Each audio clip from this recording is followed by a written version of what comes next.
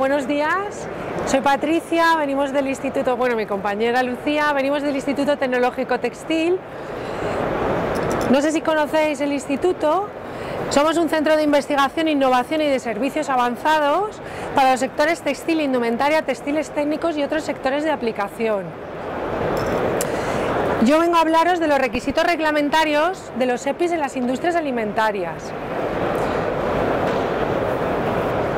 Este es el producto estrella de Choiva para el contacto con alimentos, que es un delantal que tiene contacto con los alimentos en los despieces de carne, en pescadería, en diferentes industrias alimentarias. Entonces, este tipo de materiales están dentro de un marco legislativo bastante estricto. Es un reglamento europeo que es el 1935 del 2004, que lo que intenta mantener es la seguridad en la cadena alimentaria.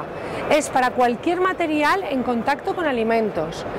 Es de aplicación para distintos tipos de materiales, como podría ser el caucho, productos textiles y plásticos, que en este caso serían los de aplicación. El requisito general es que los materiales no deben de ceder componentes al alimento. Para que no representen un peligro para la salud humana, no puede ceder ninguna sustancia que sea tóxica, no puede modificar la composición de los alimentos y además no puede cambiarles ni el sabor ni el olor a los alimentos. Tiene unos requisitos particulares que serían una declaración de conformidad, tendríamos que tener una trazabilidad de los materiales, tiene unos requisitos de etiquetado, unas instrucciones de uso, una serie de requisitos. No voy a entrar mucho al detalle para no...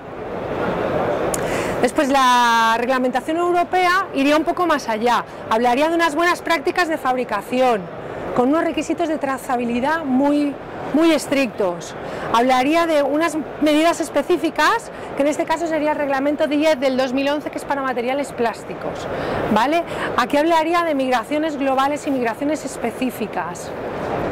Ver qué sustancias del material pueden pasar a los alimentos, ¿vale? Después, algo más general sería el REACH, que no solo es de aplicación en las industrias alimentarias, pero que también es bueno tenerlo en mente, ¿vale? No sé si conocéis el reglamento REACH, que es de sustancias. En general es que no pueden contener tóxicos. Después hablaríamos también de un reglamento de biocidas, porque hay muchos materiales en contacto con alimentos que se les incluyen elementos biocidas para que no crezcan microorganismos, para mantener el ambiente limpio. También hay que tenerlo un poco, no hay que perderlo de vista. En España, además, tenemos un Real Decreto, que es el 191 del 2011, que obliga a las industrias alimentarias y a fabricantes y distribuidores de materiales en contacto con alimentos a registrarse, a tener un registro nacional. Os he copiado un poco lo que dice el Real Decreto para que veáis a qué aplica. Aplicaría a los alimentos, aplicaría a los materiales destinados a entrar en contacto, que tengan actividad como fabricantes, transformación, importación, distribución. Cualquier material que vaya en contacto con un alimento debe ser registrable, según el Real Decreto español. Sin embargo, esta tarea está distribuida entre las diferentes comunidades autónomas. El problema que tenemos en España es que no todas las comunidades autónomas tienen la misma visión del registro sanitario. En cuanto a que unos materiales en contacto con alimentos, como puede ser un envase, está muy claro que su uso es para un contacto con alimentos. Sin embargo, cuando entremos en el tema de delantales y de guantes, hay un poco más de problemática a la hora de conseguir este registro sanitario, dependiendo sobre todo de la comunidad autónoma en que estemos. Podemos tener más problemas en Galicia y menos en Valencia, dependiendo de la comunidad. Pero realmente tenemos un Real Decreto español en el que está contemplado. Dependiendo del material que tengamos, habrá que ver qué medidas específicas hay disponibles para él. Por ejemplo, para los materiales plásticos sí que tenemos una medida específica, pero para un textil no existe medida específica. Hay que ver cómo demostramos que el material es seguro. No tenemos un reglamento de base. Lo que hacemos es que la mayoría de fibras textiles tienen una composición plástica y nos basamos en el otro reglamento para poder dar cumplimiento a la legislación. Si tenemos un cloruro de vinilo, también tendremos que ver otras directivas. el marco legislativo es bastante complicado. ¿Qué hacemos en AITEX? Hacemos un plan de ensayos. ¿Cómo? Revisamos las sustancias de fabricación, identificamos qué ensayos son necesarios en la legislación. ¿Ves? En la legislación ponemos qué sustancias de partida hemos utilizado y qué límites tenemos de migración global y migración específica, y definimos las condiciones reales de uso del material, porque lo que queremos es simular ese uso con los alimentos en las mismas condiciones de tiempo y de temperatura. Para ello, como es muy difícil analizar alimentos, es muy difícil ver qué sustancias migran a la carne o a los huevos, o nos basamos en ensayos de laboratorio utilizando simulantes alimentarios. En función de la composición de los alimentos, elegimos unas disoluciones afines. Por ejemplo, utilizaremos un simulante que la legislación le llama A, pero es un etanol al 10%, un simulante B, que es un ácido acético para simular alimentos ácidos, un etanol al 20% para simular alimentos alcohólicos, y en función del contacto que tengamos previsto, elegiremos unos simulantes u otros.